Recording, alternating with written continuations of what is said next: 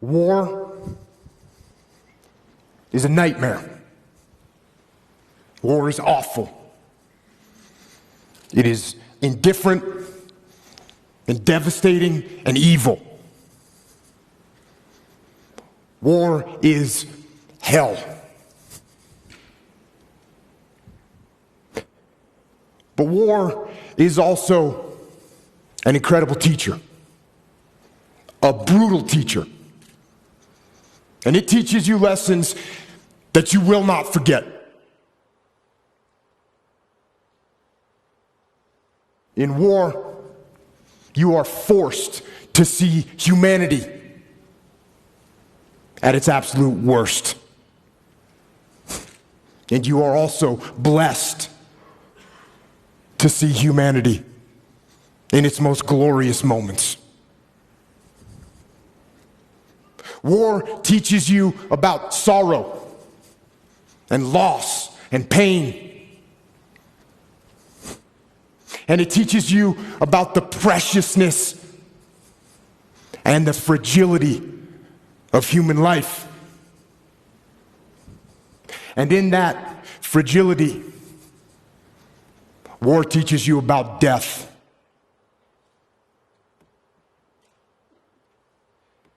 But war also teaches you about brotherhood and honor and humility and leadership.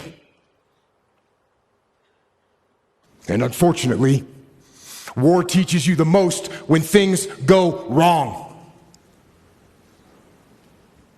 And for me, one of the most impactful lessons that I learned from war was in the spring of 2006 in the city of Ramadi, Iraq, which at the time was the epicenter of the insurgency, where brutal and determined terrorists ruled the streets with torture and rape and murder. And it was in one neighborhood of that city, during an operation that I was in charge of, when all hell broke loose. We had multiple units out on the battlefield fighting the enemy. We had friendly Iraqi soldiers, we had U.S. Army soldiers and U.S. Marines, along with small elements of my SEAL team. And then the fog of war rolled in, with its confusion and chaos and mayhem, and with its gunfire and enemy attacks and screaming men and blood and death. And in that fog of war, through a series of mistakes and human error and poor judgment and Murphy's Law and just plain bad luck, a horrendous firefight broke out. But this firefight, it wasn't between us and the enemy. This firefight, tragically, was between us and us. Friendly forces against friendly forces. Fratricide. The mortal sin of combat. And the most horrific part of war. And when it was over, and the fog of war lifted, one friendly Iraqi soldier was dead. 2 more were wounded. One of my men was wounded. The rest of my SEALs were badly shaken. And it was only through a miracle that no one else was killed. And it was reported up the chain of command what had happened. That we had fought and wounded and killed each other. And when we got back to base, things didn't get much better. There was a message waiting for me from my commanding officer. And it said, shut down all operations. It said that the commanding officer, the master chief, and the investigating officer were inbound to my location. And they told me to prepare a debrief to explain exactly what had happened on the operation and what had gone wrong. Now, I knew what this meant. It meant that somebody had to pay. It meant that somebody had to be held accountable. It meant that somebody had to get fired for what had happened. So, I began to prepare my debrief. And in it, I detailed every mistake that was made and who made it. And I pointed out every failure in the planning and the preparation and the execution in the operation. And I pointed out who was responsible for that failure. There was plenty of blame to go around. There were so many people that I could incriminate with guilt. But something wasn't right.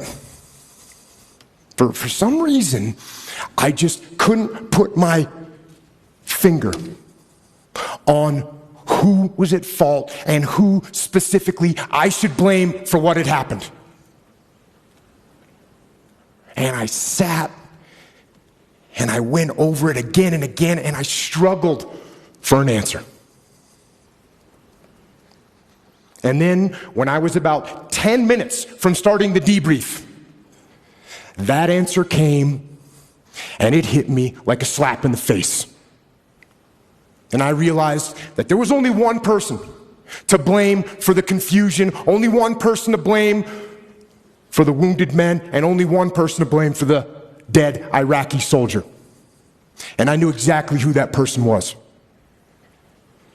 And with that knowledge, I walked into the debriefing room with my commanding officer, and the master chief and the investigating officer were sitting there waiting for me, along with the rest of my men, including my SEAL that had been wounded, who was sitting in the back of the room with his head and his face all bandaged up.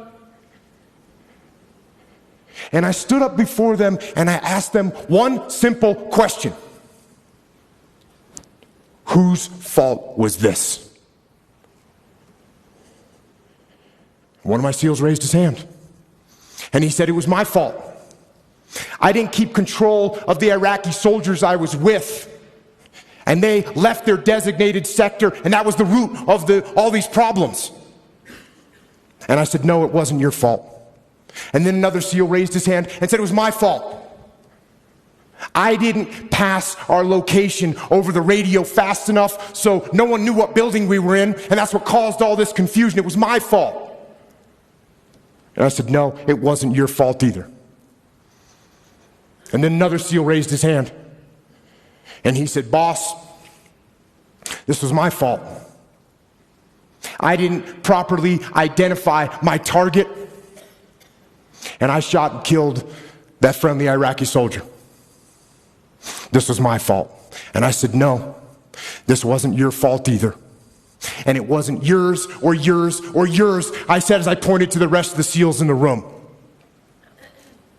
And then I told them that there was only one person at fault for what had happened. There was only one person to blame. And that person was me. I am the commander. I am the senior man on the battlefield, and I am responsible for everything that happens. Everything. And then I went on to explain to them some new tactics, techniques, and procedures that we were going to implement to ensure that this kind of travesty never happened again. And I will tell you something. It hurt. It hurt my ego. It hurt my pride to take the blame. But I also knew. I knew that to maintain my integrity as a leader and as a man, I had to take responsibility. And in order to do that, I had to control my ego so that my ego did not control me. And you know what? I didn't get fired. In fact, my commanding officer, who had expected excuses and finger pointing, when I took responsibility, when I took ownership, he now trusted me even more. And my men, they didn't lose respect for me. Instead, they realized that I would never shirk responsibility, and I would never pass that heavy burden of command down the chain and onto them. And you know what? They had the same attitude. Unlike a team where no one takes ownership of the problems and therefore the problems never get solved, with us, everyone took ownership of their mistakes. Everyone took ownership of the problems. And when a team takes ownership of its problems, the problems get solved. And that is true on the battlefield, it is true in business, and it is true in life. So I say, take ownership. Take extreme ownership. Don't make excuses. Don't blame any other person or any other thing. Get control of your ego. Don't hide your delicate pride from the truth. Take ownership of everything in your world, the good and the bad. Take ownership of your mistakes, take ownership of your shortfalls, take ownership of your problems, and then take ownership of the solutions that will get those problems solved. Take ownership of your mission. Take ownership of your job, of your team, of your future, and take ownership of your life. And lead. Lead. Lead yourself and your team and the people in your life. Lead them all